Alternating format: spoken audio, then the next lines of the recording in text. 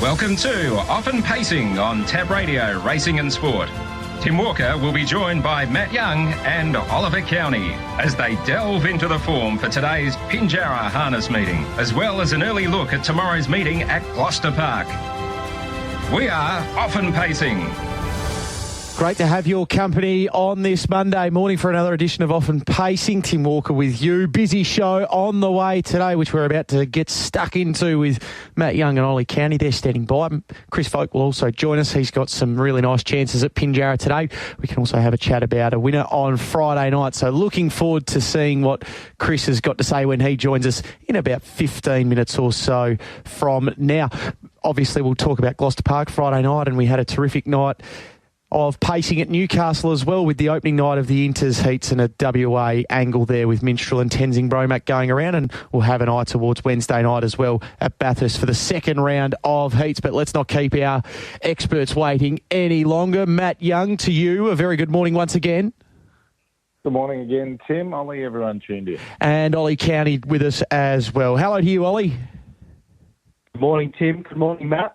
Well, we'll get into some horses to follow very shortly, gents, but obviously the Inters takes a great deal of our interest at this time of the year, and particularly this year with WA seemingly so well placed to have a live chance in the final. And off what we saw on Friday night, Ollie, you were keeping a very close eye on what Minstrel and Tenzing Bromack were doing in particular, but Minstrel, he started the series in stunning fashion, and he put down a wonderful marker for the rest of the competitors to try and get close to. He is right in the zone.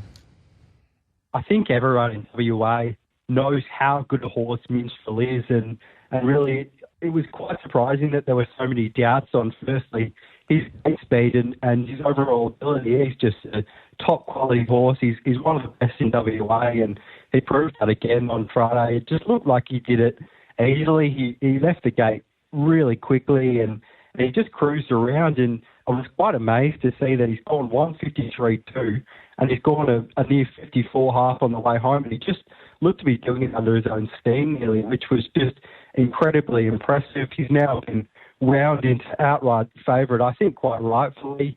He was just so impressive there. His stablemate, I thought Tenzing Bromack was actually quite a good effort in behind. He was only beaten 6 or so metres. He did a stack of work there. They ran pretty much from the 1200 right to the finish line, and he was only beaten just late there. And Captain Nocky, he's another one of the favourites for the series, and he got that perfect run, one out, one back on the back of Tenzing Bromack. So he certainly had his chance there and just had the right trip, I thought. And Tenzing Bromack definitely one that the next couple of heats, if he gets some luck and can sneak through the final, I certainly wouldn't be writing him off, and I think he could be a genuine knockout hope there. And then the third heat, Can't Find a Better Man, was incredibly impressive. He zipped to the front mid-race and raced away from a pretty good field there. Curly James was the favourite leading into the series. He probably didn't quite run as good as people might have hoped he would, but he was certainly no knock, and I think the winner was just really impressive. Can't Find a Better Man. So the paces it's shaping up really nicely, and it does look like Minstrel will take plenty of beating. Yeah, and he's a short price favourite, or certainly expected to be a short price favourite when markets do go up with Tab Touch very, very soon. Matt, your impression of the two WA horses over there in particular? Yeah, I thought Tenzing Bromack, he had a hard run, but he battled on pretty well considering. But Minstrel he went into beast mode. It was it was really good to see. He'd been east before and obviously had a few issues, and it sort of comes back to what I was mentioning on Pacing Cup night in the OB out of Gloucester Park about he's just got so much confidence in his gait now, and he just seems to be pacing so much better. He just looks smooth. But for him to travel over there and perform like that, I think for Greg and Sky Bond, it's just a massive plus that he settled in and performed how he was, even if not better than what he was in WA. So, yeah, I think it's really exciting. It's a really good test for him on Wednesday, and it would really cap off Denny Roberts' year after winning 4 Group 1s. If she could win it into Dominion along with the Pacing Cup in 2024, I don't think it's going to be a year that she will ever forget.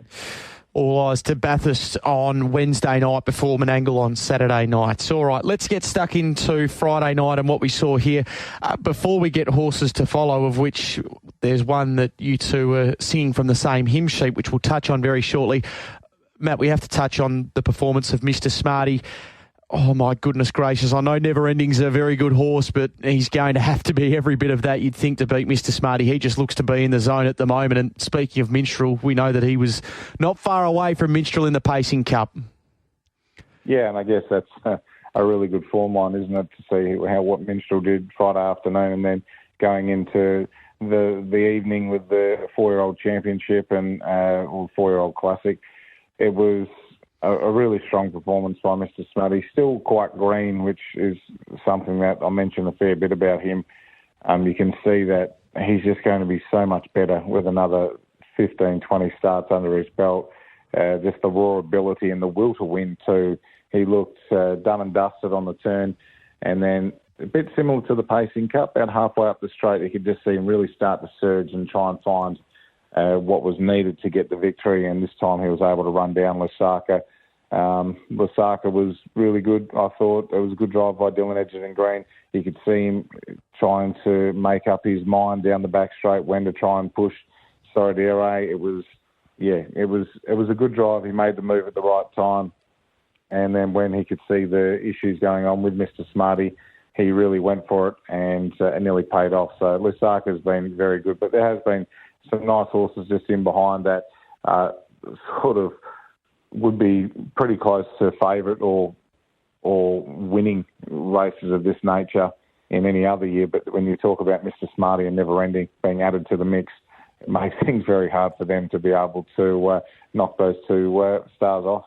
Yes, it certainly will be a tough ask, Matt. You're spot on there. And Ollie, just your take on the 4-year-old classic before we get to the horses to follow? Just thought exactly the same thing as Matt there. He's just a really outstanding horse. Mr. Smarty, something right out of the box. And I thought there on Friday when Lusaka hit the lead off the soft run, I thought he was just going to race away and Mr. Smarty was going to run a really good second. But he's just a freak, isn't he, Mr. Smarty? And I think in the Golden Nugget, he'll be incredibly hard to beat no matter where he draws, and certainly Never Ending. He once looked a really clear standout in this bunch, and I think Mr. Smarty's caught up to him and has potentially surpassed him now. All right, so let's go to the balance of Friday night's meeting, and we'll go to the first race because you're both identifying the runner-up here behind Atlantic Gem, and it was a really good performance by Copycat Queen. So Ollie, we'll go to you firstly for your 3 horses to follow, where it does start in the opener. I really thought in this race, Atlantic Gem would be incredibly hard to beat, and I thought she was a real standout, and she's just been outstanding in this 3-year-old crop, and I was just stunned when I saw Copycat Queen mowing her down late. She took off a stack of ground. She ran home 26-6.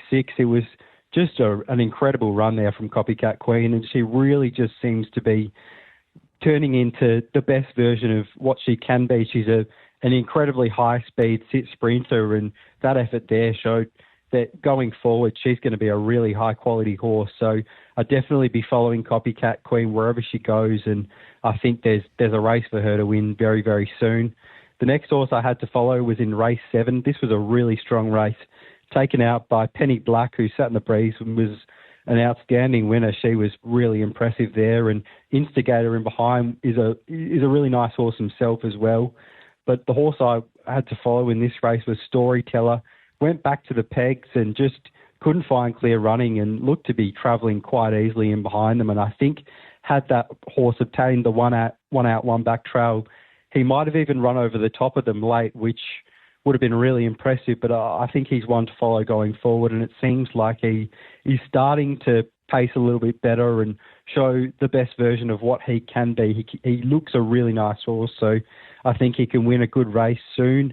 And then the last horse I had to follow was in race 9, Major Overs. I think this horse has just really started to turn a corner. He was a horse that was threatening to win for a long time. He won a race recently, and there on Friday he was in a very strong race behind Hampton Banner and Galactic Star, 2 horses that have sort of been in free-for-all company for a very long time, and he was only beaten 6 metres behind them, and he was hitting the line strongly. So he's in an easier race on Tuesday, major overs. I think he could be competitive in that one, and I think going forward he's a horse that's really starting to show his best.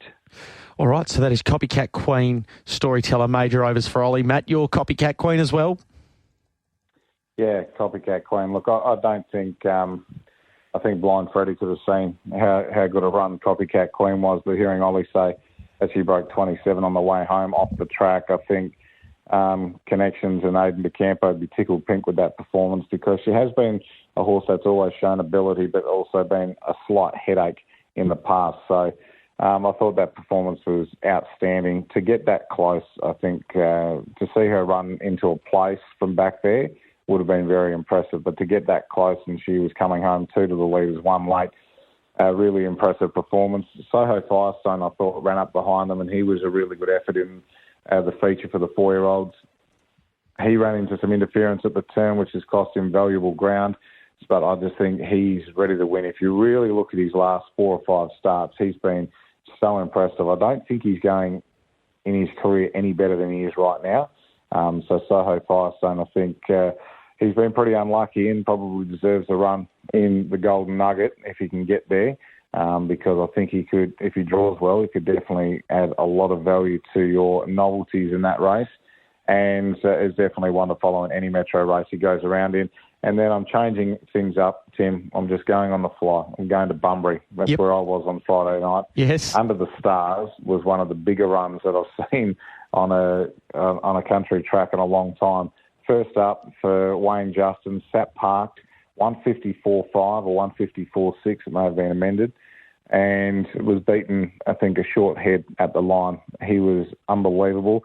He is more noted as a mile horse, so that's something that you need to take into consideration where he races next. But I think on that performance, anywhere he races next, they should be looking to take cover on him, and he should be winning. But he's one to follow. Looks like they could have a bit of fun with Under the Stars, the team. All right, so Under the Stars, just something a little off Broadway there for Matt, but certainly one. Absolutely, I can see where you're coming from there. Soho Firestone and Copycat Queen. All right, let's turn our attention to today, gents, and Ollie, we'll let you open things up here because you're going to the first race for the first of your best bets today at Pinjarra. Going with a horse in this race that's really seemingly turned a corner this time in. BB Baroque has run second and third, and all of those runs I've been really impressed with them. Two runs ago, this horse flew away from the stand at Gloucester Park, ran along just about the whole way and was just beaten there by Elegant Peak in the concluding stages. But I thought there was a lot of merit in the run of BB Baroque in that race, and this time it's the 2100 stand at Pinjarra. So if you can get out on the front end and bowl along, it's going to take plenty of catching. This horse is shown in a trial leading into this campaign, running pretty good time, that it can do that at Pinjarra as well. And I can just see this being really hard to beat at a decent price. So I certainly think Sunny's Little Rose might be the danger on its back. If they do start to run along, it might make it a bit harder for those off handicaps out the back. But yeah, I'm really keen to be with BB Baroque in that first race, and I think he's a horse that's seemingly hitting top form and is nearing a win. The next horse I had to have a bet on today was in race 3. I thought Maximum Rock was a horse that could drift out in the market. Has certainly gone off short enough, I thought, in the early stages. The last effort at Gloucester Park probably wasn't his best effort, but a few times at Gloucester Park he's probably just not shown his absolute best. He's a bit of a quirky horse, can do a few things wrong, so I'm happy to forgive that, and I think some of his best runs have been at Pinjarra. He actually ran past the favourite, the Little Master, 2 runs ago at Pinjarra. He ran into second quite strongly there, and it was a really good effort, and they ran a 26.6 quarter on the way home, which was really fast. So I thought Maximum Rock could potentially come out the gate a little bit, take 1-1 cover on Jimmy Rocks, and he can be finishing off really strongly there. I wouldn't be taking the current quote. I'd see what we can get later on there. I think probably drifts out a little bit. And the last race I was keen to play into today at Pinjarra was race 4. The race after that, I was really keen to be with Soho Skyfall on when Good Time Louie was in the race, but now I'm happy to change things up and go with Sea Fury 1x3. I think Sea Fury is a horse that goes best following, chose to lead them up last start and was beaten by a really smart horse in Mickey's Beach, who's just a horse on the up, and I think that's really good form for a race like this, and Sea Fury has certainly done his best work when following and able to use that really good turn of foot he's got. So I think Sea Fury can drop on the back of Soho Skyfall, and he can definitely run top two for us. And I think if the races run to suit, he can be a knockout hope there. So 1x3, Sea Fury in race 4, I'm keen to be with. All right, BB Baroque, Maximum Rock and Sea Fury on the 1x3. Matt, you're going to race 3 for your first bet for this afternoon. Yeah, race number 3 for me. And look, I thought Lady Camel was an each-way play. I think will likely be leaders back, whether it's on the Little Master or even Icy Cold. I thought Lady Camel could get a really nice run here, and she's been decent enough off the track. I just thought she was a really good chance on an each-way basis from the draw. I've always had a lot of time for this horse. Anyone who listens to the previews knows that I've got a lot of time for this horse, and I thought on the peg line she's going to get a really good run, and there'd be a little bit of pressure in the race. And yeah, it'll be a very intriguing sort of race because the Little Master, as mentioned on the previews, probably not come back as well, and he's probably favourite on reputation. So there is that chance that he may not go as well. Race 7, number 6, the wild card. He's one of the faster beginners in the state. I think he'll charge across and lead, and he's had one start at the Lightning Lap and he was successful, and I think he'll win this Lightning Lap. His form probably hasn't been as good, but he's had a little bit of a freshen up going into this. He's a very fast, nippy horse, and I think he can get the job done. So race 7, number 6, the wild card, I was very keen on. And in race number 8, I'm just throwing one at the stumps here, Tim. Just why not? Second up, Starlight Song's a horse that I think there was a race a while back. It's not in his recent form for his last 10 or so starts. But one of the times that he did place was at Pinjarra, and I thought it was a really good run. And that was over a mile, and I've got this horse pegged as a bit of a mile horse. He's got plenty of speed. Delightable not quick. Will Fast isn't really quick. Devil's Courage has got limited gate speed. Older Chiara can mix it a little bit, and I thought Starlight Song's second up, a bit more fitness. He's got gate speed. If they do intend on going forward, which normally Charlie Lucas' team likes to go forward, I thought this horse could nearly get to the top. It's not an overly strong race, and the $31 is just a silly price. If it can lead, it's just an each-way bet to nothing, and it'll give you a sight. So after you win all your money on the wild card, I'm suggesting you have a little saver on Starlight Song in race number 8. Yeah. So those are the 3 for me. Each-way Lady Camel, straight out for the wild card, and with a little bit of spending money off of the wild card, back Starlight Song each way in the last. 41 into 31 already, Matt, and we'll see what happens from there. Now, let's turn our attention to right here, Gloucester Park tomorrow night, and we'll get you to start early because, again, you're going nice and early in the program. Not making us wait too long for this one. Yeah, going in the first race. I was also keen to be with number 1, Chief Copy. I think this horse is horse that's shown a little bit in the past, hasn't been able to win, only won once in 17 starts, but has placed 8 times, and I think it was certainly a good enough effort on return from a very long spell first up behind Henty, drew poorly on that occasion and had to do a bit of work on that in that race, so game enough effort running second, and then last start I thought it was a really good effort, beaten 31 metres, but really did loom into it quite strongly, and it was a race that looked difficult for horses to make ground out wide.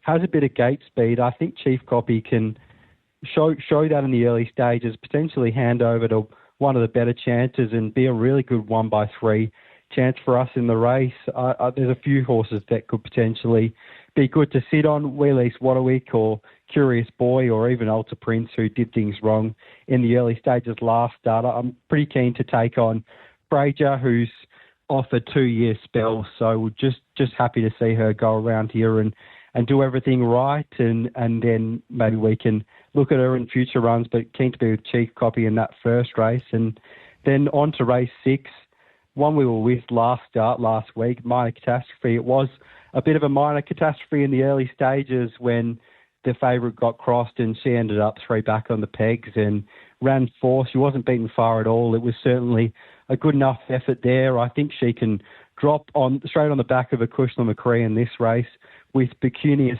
scratched after she was stood down to trial on the weekend. So I think on the back of a Cushla McCree, who won pretty impressively there on the weekend, I think Minor Catastrophe can be a really good place bet for us, and potentially we can have something small on the win of the price, and she might be able to potentially run over the top. But 1x3 looks a really good angle in that race. You're going to that race as well, Matt? Yeah, same horse, Minor Catastrophe. I'm still floored from last week, and Vintage Blue Crossing, just as soon as that happened, there was just that sinking feeling, and Ollie would know that sinking feeling where you just know you're not going to see the light of day, and she didn't really get a crack at them. So, yeah, this is perfect for her. I think she's more of a place chance. I'm worried about what the place price is going to come up, because she's going to be likely on the back of a very short price favourite. But, yeah, it's sort of one where you need to look at the prices, but I think she's a lock this time. I think she'll definitely run into the money. And I'm sticking with the David Young team. I'm loyal, and that's not my gate in the last. She has not been trotting in her correct gait. She's a pacing bred trotter, but she's been galloping and pacing up to the gate. She's been doing a lot of things that she shouldn't have been doing, but if you really look at her performances, she's been outstanding. And I think over 2,500 metres, I think she'll monster these. So I'm very confident that she can get the job done in the final event on the card. So Minor Catastrophe a place. If she's too short, maybe have her place into win on it. That's not my gate in the last. All right, to go with Chief Copy and Minor Catastrophe, the 1x3 basis for Ollie. All right, Matt, we'll let you get going and ready to go for Pinjarra today. The Racing WA Harness X page, the place to be.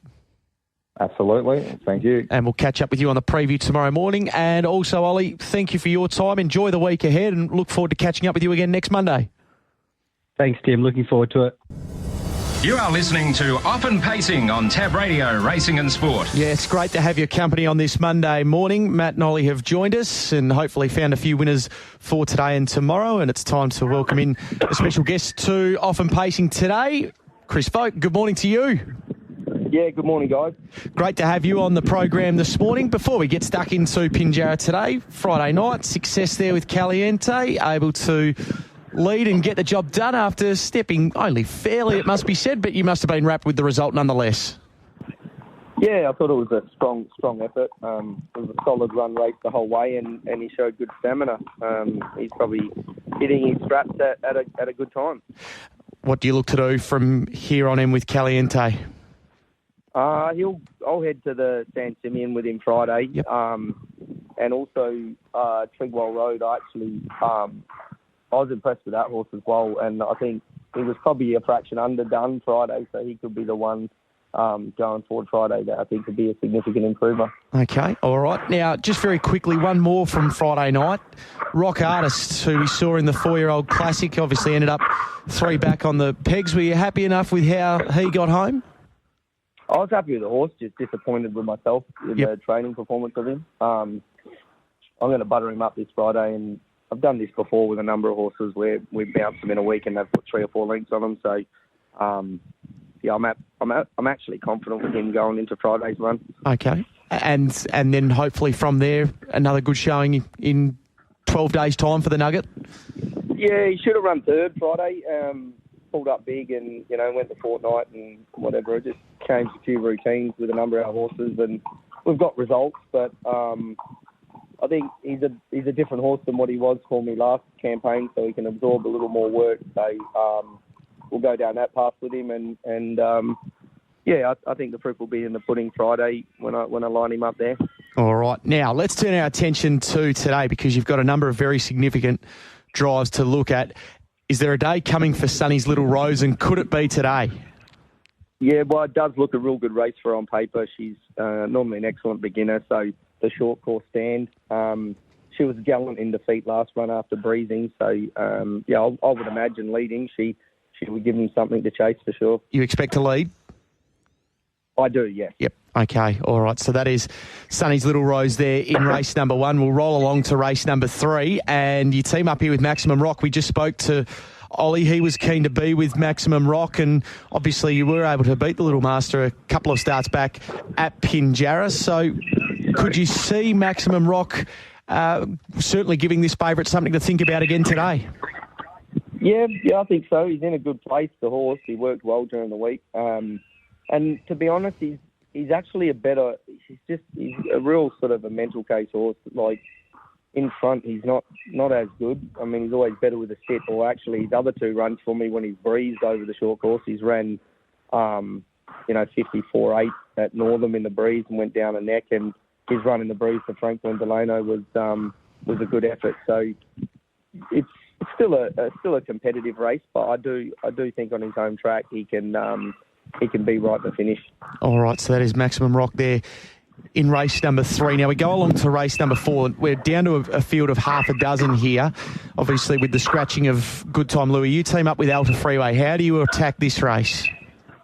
Well, it'll be competitive early. It's not. I mean, the small field brings him into it, but he's actually racing really well. If you go back at a couple of his runs, like he was in a last 5:25, I think, the last start before, and he actually made good ground, and he drew 9 on that occasion in what was a real strong field. So he's going to land handy, and I think he's a good. I reckon he's definitely a good top 3 sort of chance. How much he's progressed off the last run, I'm not sure, because I haven't spoke to Barry, but he is a capable horse, I think. All right, now we get to the first of the lightning laps here, Chris, and there's just been a little bit of specking for Rockin' Lamond. Obviously, Spoil the Party drawn underneath you, but we know Rockin' Lamond has been pretty good in these lightning laps of late, so can he get the job done today? Yeah, I think so. Like you said, he races well over the journey, so I've sort of targeted short distance races with him. They're always competitive early. I think Spoil the Party obviously gets the barrier advantage, but I am quietly confident with him, with our bloke, that he's been good in them, but I'm sort of expecting to put up a really strong performance today, and whether that means he wins or runs second or third depends on how the others go, I suppose. But I do expect him to have a little more speed and power than usual. Okay. What's the word from the camp? Are you aware how well Brulé is going ahead of her first up assignment in race number 6? No, not yet. Not until I get on course and speak to Barry. But she raced well in a couple of starts that I drove her in last preparation, but she was in need of a break. So then ultimately she's gone out for that break and starts a new campaign today. I think it's a perfect draw for where she'd be at in her campaign. However, it'll be interesting to see how far forward Barry tells me she is. But nevertheless, she is a capable horse. So you'd have to say a place for novelty chance just being first up. And if she's further forward than that, well, she's a knockout chance. All right. Now, speaking to Matty earlier on, he was pretty confident the wild card would be able to jump, lead and win the second of the lightning laps, race number 7. Do you expect the wild card is the one to beat there? Well, I hope Matt's right. That'd be good. That'd be fantastic. I'd love that. I haven't driven the horse for a little while, to be honest, but he seems to be racing really well in these standing starts. There's a number of factors which give him some sort of advantage over other horses. All right, and you end the day with Wheel Fast, of course, drawn barrier number 2. How did you see this playing out for him early doors? Hopefully he is really fast. Yes. You expect to be right up there in the firing lane?